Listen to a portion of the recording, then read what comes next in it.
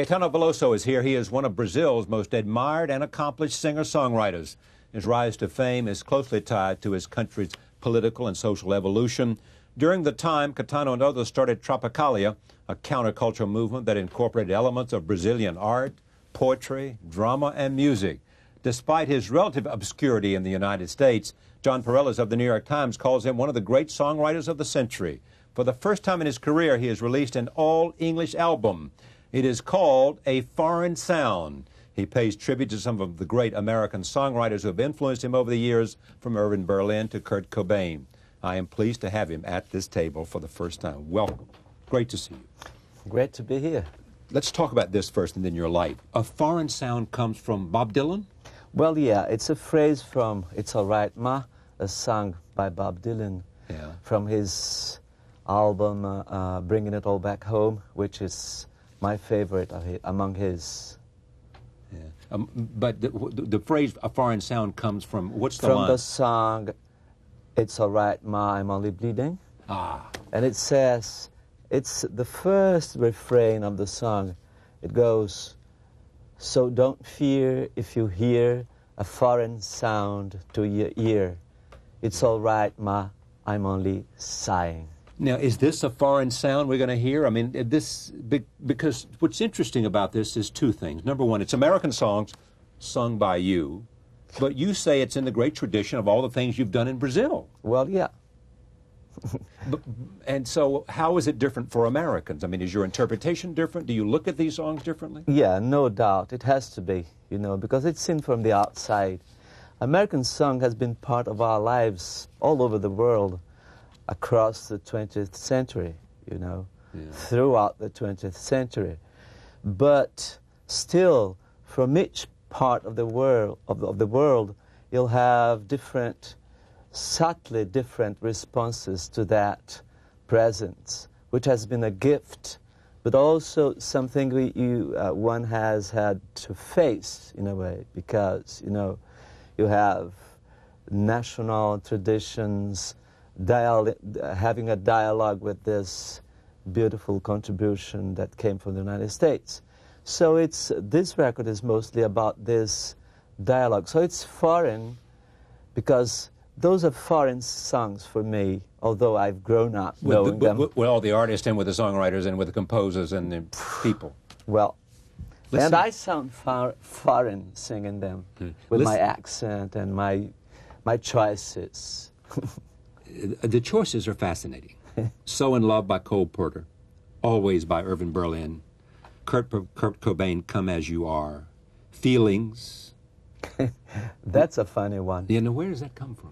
Well, as a matter of fact, it's a false American song.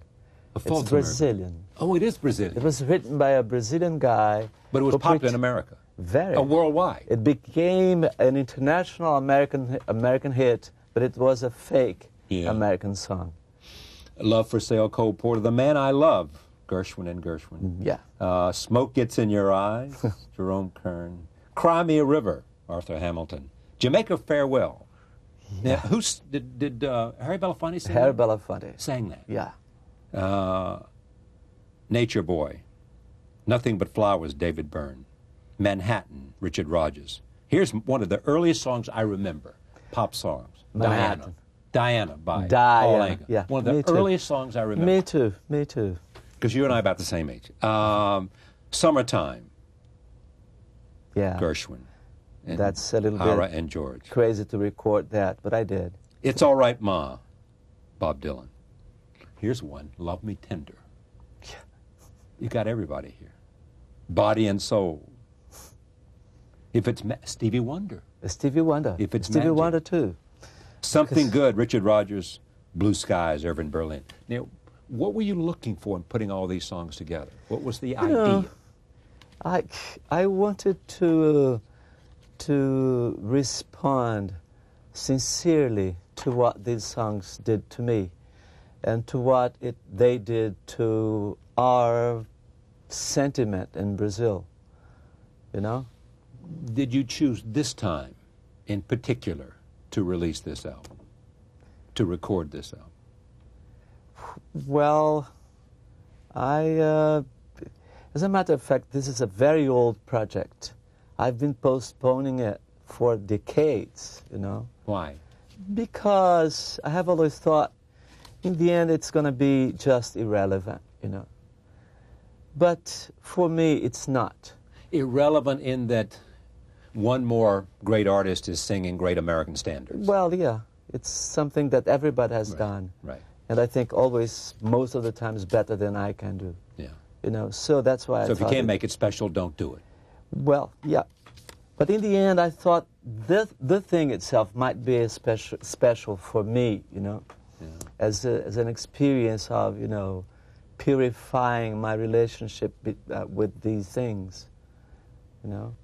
Suppose your sister had gone off to make that song when she did, at that performance that she did. Would you have become a singer? I don't think so. I wanted to be a filmmaker. Do you still? I still do, somehow. I made one feature movie in the mid to late 80s. And was the experience satisfying? Yeah, it was in a way, for me. But it didn't lead me to make others as I thought it was going to. In other words, you feel such an urgency and such a sense of the power of film that you wanted to go out and do others, or you had so many things you wanted to express that you would...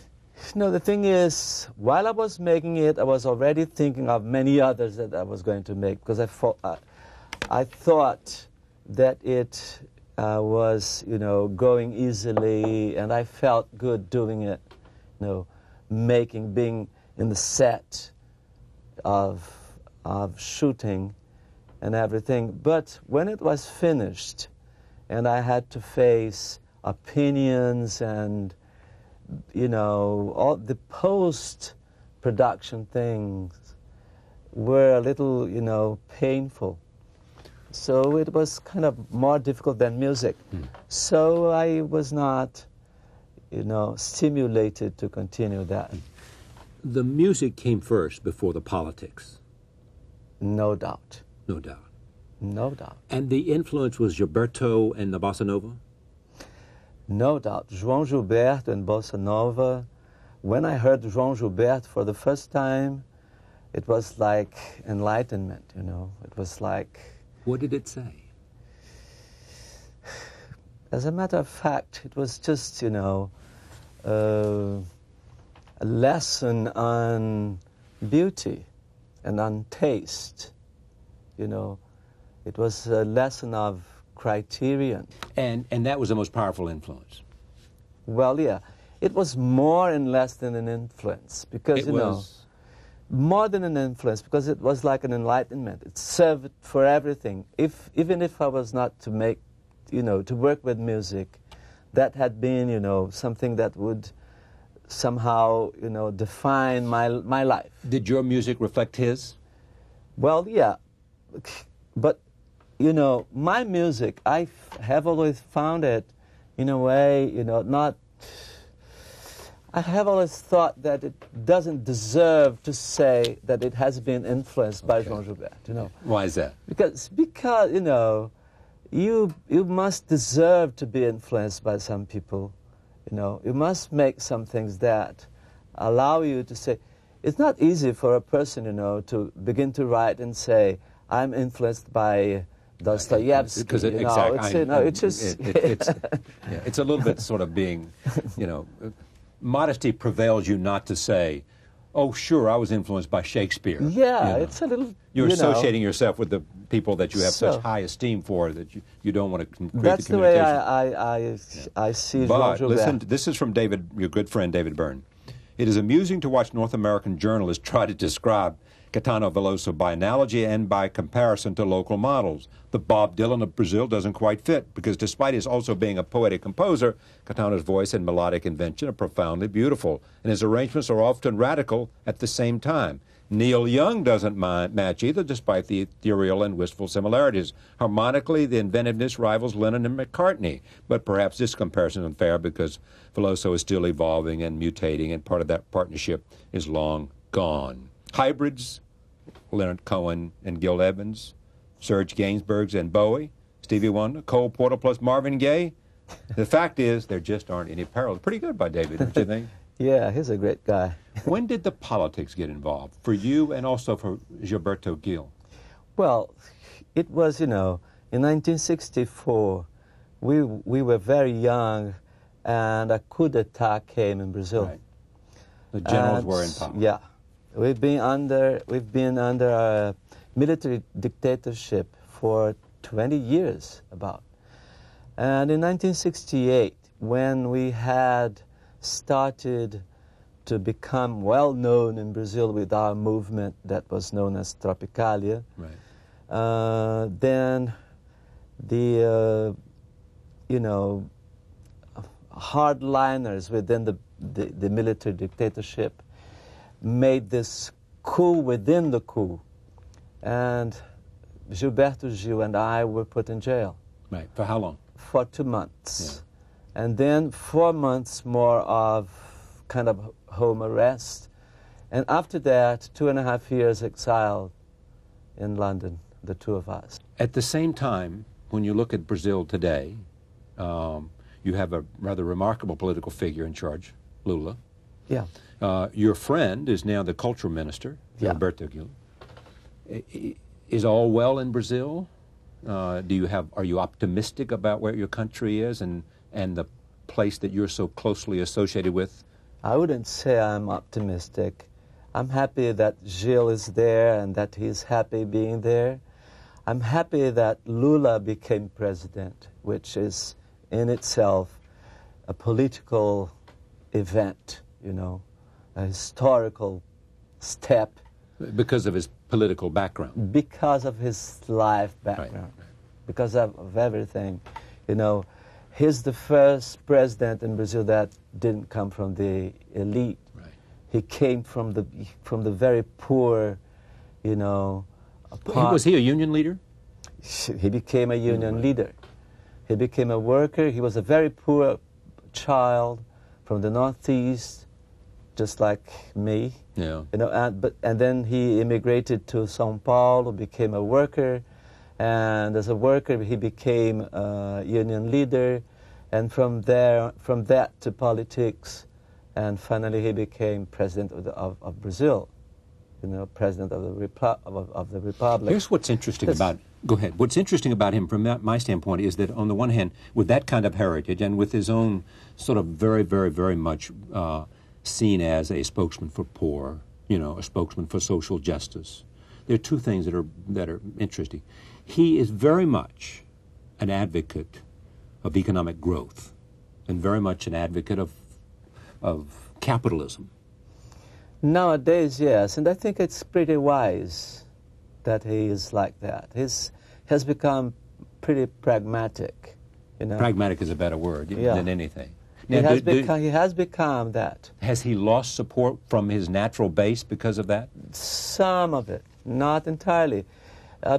In numbers, he has been supported in all his decisions by the majority of the population and by people who backed him beforehand. But some people in his own party reacted against his more pragmatic moves, But it was a minority who kept on wanting to be ideological instead of, just administrative. Everybody who talks about you, they talk about the songwriting. This is obviously about things that are written by other people. They also talk about this extraordinary range that you have. I mean, how do you characterize yourself? Do any of these comparisons make sense to you? Not really. Not really. I don't think much of myself, trying to define or describe myself.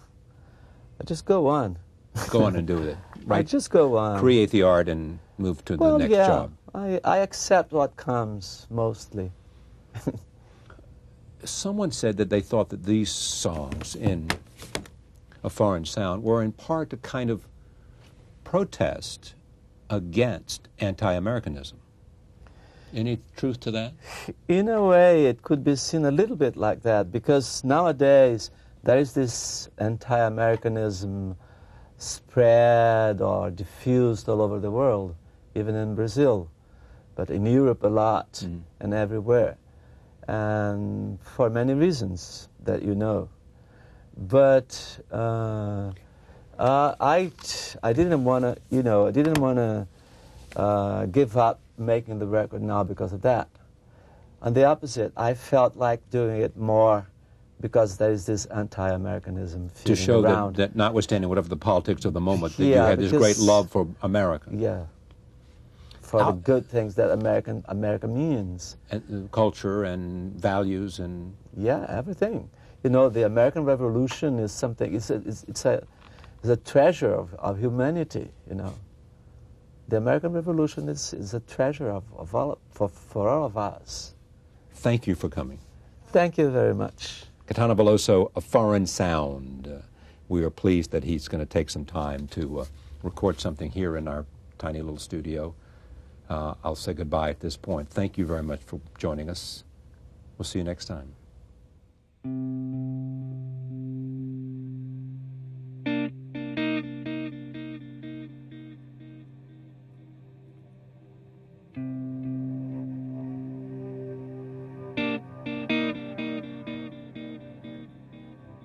Was a boy, a very strange, enchanted boy. They say he wandered very far, over land and sea. A little shy and sad of eye, but very wise was he. And then one day, a magic day, he passed my way.